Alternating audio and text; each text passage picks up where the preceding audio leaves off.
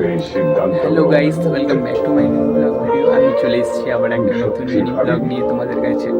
আজকে ভাইফোঁটা, তোমাদের ভাইফোঁটা কেমন কাটলো? অবশ্যই ভালোই কাটবে। দিদিরা ভাইদেরকে ফোঁটা দেবে।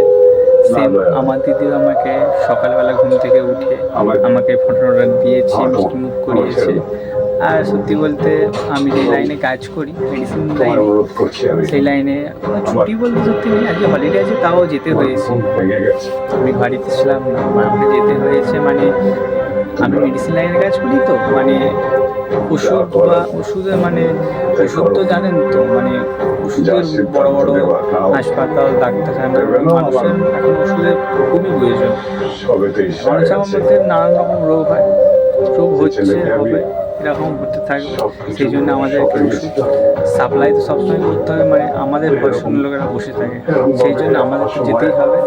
কোনো চাপ নেই, আমিও গেছিলাম, চলে এসেছি। এখনও রিল্যাক্স আছি, ভিডিও করতে পারছি, বুঝছেন।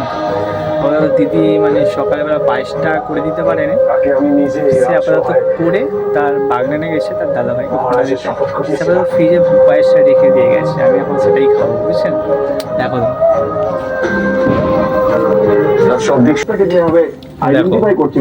দিদি ফ্রিজে পায়েস রেখে গেছে। সকালবেলা যে মিষ্টি মিষ্টি দিয়েছিল, মিষ্টি আছে, পেটে প্রেস্টিজ, আপাতত খাওয়া যাক। তখন দেখা যাচ্ছে তাদের গরিব হচ্ছে। আর বিয়ের পক্ষ থেকে একটা জায়গায় প্রেশার দেওয়ার পর সেই জায়গাটাকে আবার চেঞ্জ করা হয়েছে।